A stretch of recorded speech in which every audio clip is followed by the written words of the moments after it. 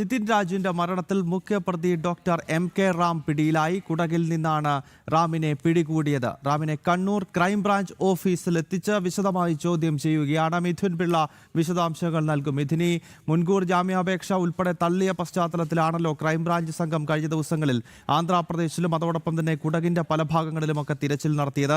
അവിടെ നിന്ന് പിടികൂടുകയായിരുന്നു. ഇപ്പോൾ ചോദ്യം ചെയ്യൽ ഏത് രീതിയിൽ പുരോഗമിക്കുന്നു മിഥുൻ?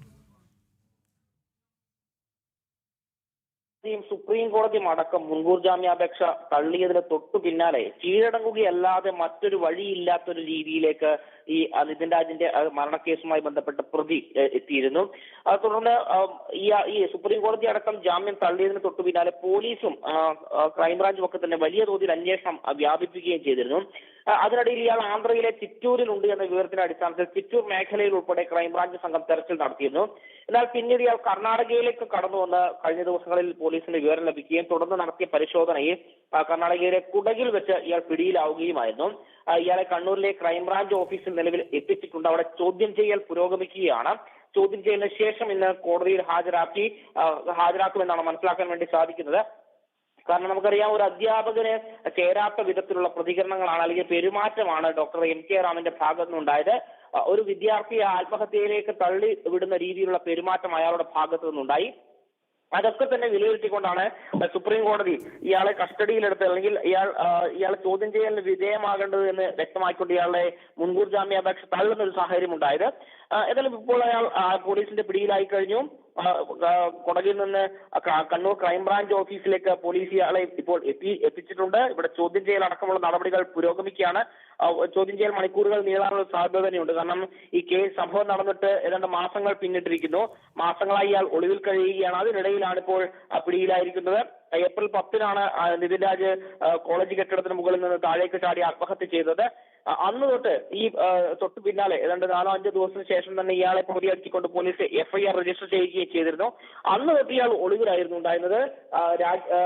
കർണാടക, തമിഴ്നാട്, ആന്ധ്ര, കേരള തുടങ്ങി 4 സംസ്ഥാനങ്ങളിൽ വ്യാപകമായി ഈ ക്രൈംബ്രാഞ്ച് സംഘം ഇയാൾക്ക് വേണ്ടിയുള്ള തിരച്ചിൽ നടത്തിയിരുന്നു. പക്ഷേ പല ഘട്ടത്തിലും വിവരങ്ങൾ ലഭിച്ച് അവിടെ എത്തുമ്പോഴേക്കും ഇയാൾ കടന്നു കളയുന്ന ഒരു സാഹചര്യം ഉണ്ടായിരുന്നു. ചിറ്റൂരിലും ഗുണ്ടൂരിലുമാണ് ഇയാൾ പ്രധാനമായും ഒളിവിൽ കഴിഞ്ഞത് എന്നാണ് ഇപ്പോൾ ഏറ്റവും ഒടുവിലായി പുറത്തു വരുന്ന വിവരം. അവിടെ വേഷം മാറിയാണ് ഇയാൾ താമസിച്ചിരുന്നത്.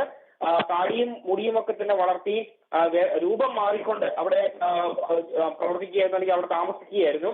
ഒരുപാട് ബന്ധങ്ങളുള്ള ഒരാളാണ് ഈ റാം എന്നാണ് പറയുന്നത്. അതുകൊണ്ട് തന്നെ വിവരങ്ങൾ പോലീസ് എത്തുന്ന പല വിവരങ്ങളും ഇയാൾക്ക് കൃത്യമായി കിട്ടിയിരുന്നുവെന്നും ക്രൈംബ്രാഞ്ച് സംഘം വ്യക്തമാക്കുന്നുണ്ട്. ഓരോ തവണ ഇയാൾ ഓരോ സ്ഥലത്തേക്ക് എത്തുമ്പോഴേക്കും ക്രൈംബ്രാഞ്ച് സംഘം ഓരോ സ്ഥലത്തേക്ക് എത്തുമ്പോഴേക്കും വിവരം അറിഞ്ഞ് ഇയാൾ മറ്റൊരു സ്ഥലത്തേക്ക് രക്ഷപ്പെടുന്ന നിലയുണ്ടായിരുന്നു. ഏതായാലും 3 മാസത്തിന് ശേഷം ഇപ്പോൾ ഡോക്ടർ MK റാം ക്രൈംബ്രാഞ്ചിന്റെ പിടിയിലായിരിക്കുന്നു. ഇപ്പോൾ നിലവിൽ കണ്ണൂർ ക്രൈംബ്രാഞ്ച് ഓഫീസിൽ ഇയാളെ എത്തിച്ചിട്ടുണ്ട്. ചോദ്യം ചെയ്യൽ പുരോഗമിക്കുകയാണ്. ചോദ്യം ചെയ്യൽ മണിക്കൂറുകൾ മുന്നോട്ട് പോകാനാണ് സാധ്യത. ചോദ്യം ചെയ്യൽ പൂർത്തിയായ ശേഷം ഇന്ന് തന്നെ കോടതിയിൽ ഹാജരാക്കും. ഏതായാലും കോടതി ഇയാളെ റിമാൻഡ് ചെയ്യും. റിമാൻഡ് ചെയ്തതിനു ശേഷമായിരിക്കും കസ്റ്റഡി അപേക്ഷ വീണ്ടും അന്വേഷണ സംഘം നൽകാനുള്ള സാധ്യത നിലനിൽക്കുന്നത്.